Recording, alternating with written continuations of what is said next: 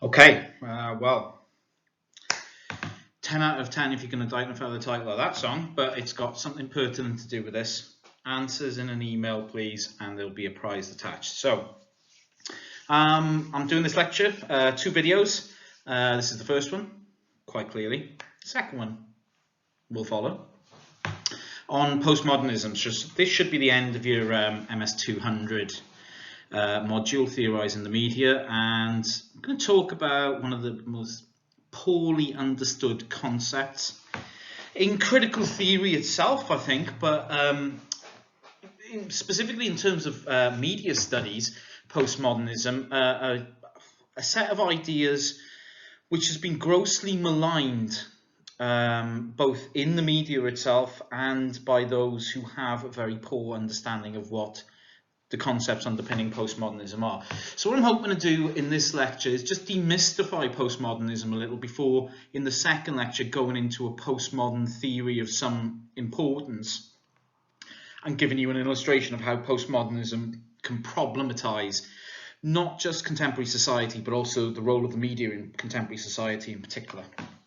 So, where do we begin? Let's start with what postmodernism is. Now, there is no definition singular of postmodernism, but to look at some of the key ideas that are in play in postmodernism can definitely help us. So, Jean-Francois Lyotard's The Postmodern Condition is a key text in postmodernism, and if we distill what's important out of that text, we can get some key ideas about what postmodernism actually is.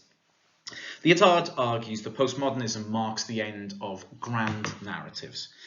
That is, the postmodern period, roughly from 1950 onwards, marks the end of singular explanations of how the world is.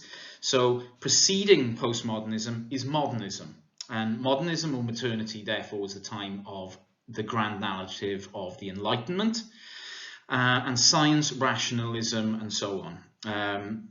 These were the dominant narratives of how to understand the world, how to explain what goes on in the world. You know, science and rationalism, products of the Enlightenment, they had their golden age up until really the end of the Second World War, according to Lyotard's work. You might think, okay, well, science and rationalism, that sounds perfectly reasonable.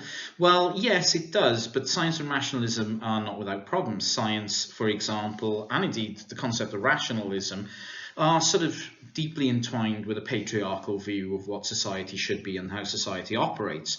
So really for Lyotard, the postmodern age is an end of any attempt to explain the world in one singular way. And indeed, previous attempts like religion and so on would also be there. Postmodernism, therefore, is characterized by a skepticism about any universalizing theory. And through the postmodernist sort of era, we see emergences of new epistemologies, that is, ways of thinking or knowing about the world, or new theories of understanding the world themselves, which didn't fit into previous grand narratives, such as feminism, post-colonialism, the linguistic turn in cultural studies, you know, studying language as opposed to studying the effects of certain phenomena in society, a scientific view. These are offshoots, if you like, of the postmodern condition, or the postmodern sort of conditions of society which emerge post-World War II. We, as a species, have outgrown our need for grand narratives due to the advancement of technologies where we can produce our own ideas and think and share those ideas. And postmodernism is characterized by a loss of faith. The end, if you like, of the hegemony of religious thought and the importance of religion in society. So really, what are we talking about in terms of postmodernism? According to Lyotard, what I think is really, really important here is that end of the grand narrative. The end of a singular set of ideas that can explain everything, like God or science, you know. Yeah, science can't explain everything, you know. Science can tell me why a flower smells. It can't tell me what it smells like. Okay, that would be a postmodern term. It's probably useful to discuss, what exactly we mean by modernism, because if we're in a postmodern condition, then what are we after? What are we post? Okay, so some of the defining features of modernism. Firstly, there's a stable, coherent, knowable self. The self is conscious, rational, autonomous, and universal. No physical conditions or differences substantially affect how this self operates. We are as we are, according to modernism. This is it. This is the only thing we can be. This is a highly problematic view. Look at this. There is a stable, coherent, knowable self. Actually, in terms of pre-postmodernism, where you had theorists like Freud, for example, arguing that actually there's parts of the self that we can't know, that you can see the origins of certain ideas on postmodernist concepts of the self in there. And what a postmodernist position would argue against is that this idea of stability and coherence in terms of the self is a myth. There are things we don't know about ourselves. There are motivations that we have which bubble up from underneath that we can't be in control of, and so on. And this idea of a stable, coherent, and noble self is both rational and informed by religious doctrine as well about the nature of the self. And this just simply isn't true. Point 2, the self knows itself and the world through reason or rationality, posited as the highest form of mental functioning and the only objective form. Reason. What does that mean? When one is reasonable or rational, what does that mean? Well, what that really means that one is following a rational method for understanding both the self and the world. And postmodernism, or a postmodernism position, would advocate that actually there are other ways of understanding and knowing the world above and beyond this one method. The mode of knowing produced by the objective rational self is science, which can provide universal truths about the world regardless of the individual status of the knower. Science does not explain the world. Science gives a scientific understanding of the world, but that is not the only understanding of the world that is possible, and it is probably not the only one that we should desire. Everything. If science explained everything, then the world would be extremely, extremely dull. And a postmodernist position argues against this kind of blanket view that science is the only way of understanding the world. Because in a modernist position, the knowledge produced by science is truth and is eternal. Well, it's a situated truth. Science has method. Science has means of doing things. Science has hierarchies. Science has positionality. It doesn't explain everything as truth. It gives a particular version of the truth. And these are ideas that were first developed really by Nietzsche Friedrich Nietzsche, for those of you who don't know who Nietzsche is, in some of his work around, the idea that there is no such thing as an objective truth. There are only situated truths. And a postmodernist position, therefore, takes that, science offers a view. Postmodernism doesn't reject science. That's a very, very important point to make. There is no rejection of science as a way of knowing the world, but it is a way of knowing the world. It is not the way, and it is certainly not the only way of knowing the world. So the knowledge and truth produced by science will always lead towards some kind of, by the rational, objective knowing self, will always lead to some kind of epistemological perfection, No. This is a grand narrative about the role of science in the world, and actually it's not true. So all human institutions and practices can be analysed by science. They certainly cannot. And indeed, if you think about the social sciences in particular, psychology, and to a certain extent sociology, and do they actually explain human experience, or even the social and cultural institutions that we exist within? No, they don't. They offer partial explanations, but the scientific method cannot be applied to human beings in a very effective way, because human beings are immensely complex. Reason, another point about modernism, reason is the ultimate judge of what is true and therefore of what is right and what is good. No, reason produces particular situated truths about what is true and what is right and what is good. And actually, ethics and legality are not purely based on reason, and we need to look outside those, because reason itself is never perfectly objective. Point 8, freedom consists of obedience to the laws that conform to the knowledge discovered by reason. This is, if you like, the dominance of reason, and, if you like, the tyranny of this idea of reason and science.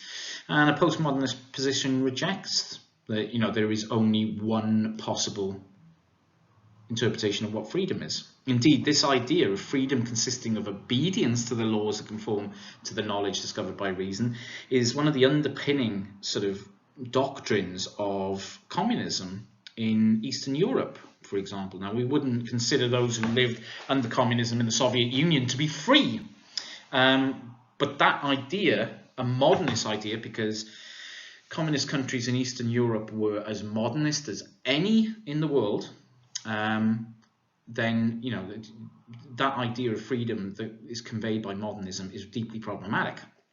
Point 9, in a world governed by reason, the true will always be the same as the good and the right and the beautiful. There can be no conflict between what is true and what is right. Whew, what a biggie to unpack that is. The true is the same as the good and the right. Basically, the moral imperative, what is good and what is right, always has to be what is true. Because truth is ultimately the goal of scientific inquiry, to discover axiomatic truths about things. Again, really, really deeply problematic view of things. Science thus stands as the paradigm for any and all socially useful forms of knowledge. Science is neutral and objective. Wow. Scientists, those who produce scientific knowledge through their unbiased rational capabilities, must be free to follow the laws of reason and not be motivated by other concerns. So, I mean, there's a few points about modernism and doctrines of modernism to pick out here. Science is not neutral. Science is not objective. Scientists choose to do things. They choose the methods by which they do things, and their position is never objective. It is always subjective. Every position that we take as human beings is subjective. So scientists are not the be-all and end-all, and science is not the only socially useful form of knowledge. Modernism. Point 11, language or the mode of expression used in producing and disseminating knowledge must be rational also. To be rational, language must be transparent. It must function only to represent the real perceivable world which the rational mind observes. There must be a firm and objective connection between the objects of perception and the words used to name them, between signifier and signified. I'm dropping that in to show that, semiotics as a sort of mode of understanding text is a postmodernist sort of position that you've already taken within this module, and in the module you would have done with me last year. If you like, the empirically minded person would argue that there can only be one way of expressing something, but semiotics tells us something different. But a simplification of semiotics scientifically is desirable. This is a line of argument pursued by George Orwell in 1984 when he talks about newspeak and this sort of eradication of different signs for things and thought control that comes from the control of language itself. A modernist view of language, and we see this in sort of modernist prose, for example, is a very specific sort of way of describing the world in a rational manner. So those are some of the key building blocks of modernism. And how do we think of those things in terms of postmodernism? Well, postmodernism is an acknowledgement that there are other ways of doing things. There are other positions that one could take. So when you think of some of the criticisms of postmodernism, postmodernism is ruining society. Postmodernist thought is a destruction of traditional values. It's these traditional values that people are citing there when they argue that postmodernism is some kind of rejection of these views. So those modernist views are some of the most fundamental premises of humanism of modernism. They serve to justify and explain virtually all of our social structures and institutions, including democracy, law, science, ethics, and aesthetics. Postmodernism, in contrast, fundamentally questions the principles that justify those far-reaching and all-consuming claims about humanity, epistemology or knowledge, society, justice, and politics. Modernity is fundamentally about order, about rationality and rationalization, creating order out of chaos. Postmodernism is not so much about that. Postmodernism isn't about chaos, but postmodernism is about questioning the fundamental structures of our society that have been created through modernism and asking whether these are right, whether these are just, whether this is the only way in which we can understand the world. So postmodernism, if you like, is not a theory. It's a position. And you might want to reflect at this point on your experiences of doing your degree. all the way through. Really, your media studies degree has been a postmodernist degree.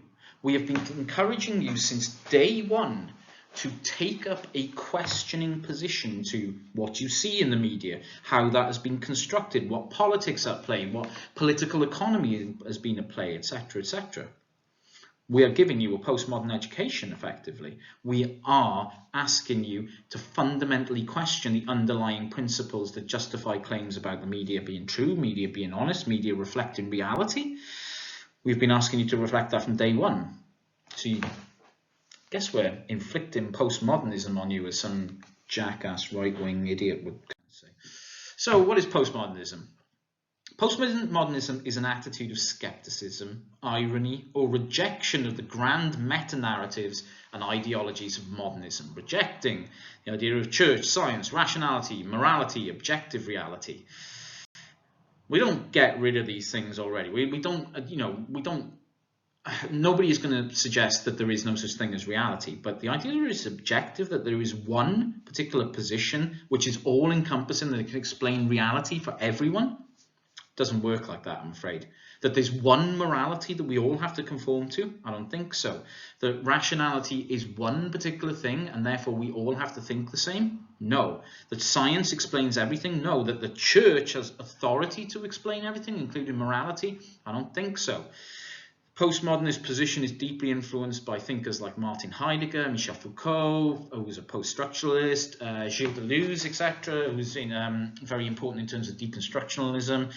Knowledge and value systems are not objective, but they are deeply contingent and socially conditioned, emerging from particular political or historical discourses and hierarchies. So if you want to understand, just in shorthand, what postmodernism is and what a postmodern position is, it is we reject objective knowledge and objective value systems, and we acknowledge that all knowledge and all value systems are deeply contingent on where, how, and why, and they're socially conditioned. Knowledge itself is a socially conditioned product that emerges from particular political or historical discourses and hierarchies in society. Couldn't have put it better myself. I just did. So Doug Kellner says, for example, postmodernism, as most use it today, will decide what experiences and signs in one's reality will be one's reality as they know it. And that kind of sounds conflicting, what Kellner's trying to say there. But a postmodern position looks at, okay, we don't all experience the world the same. We don't all know the same things. So we try to understand, okay, what signs, remember signs being critical to postmodernism, right? What cultural signs out there are important for that person, and how do we begin to get a knowledge of how that person understands the world through the signs they consume? My cultural understanding of the world is different to you. So what influences my cultural understanding? There isn't just one. There are a multitude of these, and these are conditioned by different conditions that we have as individuals, and they are also produced by different institutions that we belong to, different forms of socialization we have, etc., etc. So the postmodernist position tells us, don't think of like everyone's the same, don't think that all things are the same and can be explained in one way. Instead, acknowledge that everyone's knowledge is conditioned in different ways, and then we might get somewhere. So you might still be confused. Postmodernism involves taking a particular position or attitude that rejects notions of an objective social reality that could be understood purely through scientific or empirical means. The social world, our world in which we exist in, cannot be explained purely through scientific means. Science may play a role, but it is only a role. It rejects the idea that there are a series of objective rules handed down from some other entity, some god sitting on a cloud somewhere saying, you will not do this shit, that shape and govern everyday life. That's absurd. The rules which shape and govern everyday life are human creations, dependent on who's in power, what their politics are, and how they encode those rules for us to follow. And it encourages the study of the deep interrelations that characterize contemporary society as a means of understanding how meaning itself is generated and accepted in everyday life. Don't look for one set of rules. look at how everyone is connected, how media connects us, how our common experiences connect us, and look at how we develop our understanding of the world through those interconnections that we have, and how we prioritize and how we deprioritize others. So postmodernist approaches to the media therefore reject any simple approach to understanding media texts and mediation in general. We don't look for the simple explanation. We don't look, X does Y, while at the same time we contribute important methods such as semiotics, discourse analysis, and deconstruction to media itself. The deep reading of texts, the deep reading of the construction of meaning through semiotics. These are important interjections which have come from the postmodernist turn. So how might we start to use postmodernism? So I'm just going to use Poster's idea of postmodern virtualities here to give you an example. So see what he says. Technical innovations are not simply an increased efficiency of interchange. That's a very simplistic idea of thinking about technology, that technology just improves efficiency, enabling new avenues of investment, increased productivity at work, and new domains of leisure and consumption, but a broad and extensive change in the culture, in the way identities are structures. So what is he saying here? Technologies of the information age work to alter the very nature of identity and culture itself. A very simple, I feel like, modernist view of digital technology would be that it just improves efficiency of interchange. Data moves faster. We can do things quicker. Actually, what Poster's arguing here in postmodern virtualities is that the information age has changed everything. It's changed us. It's changed our culture completely. It isn't just a simplistic way of looking at, Facebook allows us to send a message from one person to the other instantly. No, it's changed us as human beings.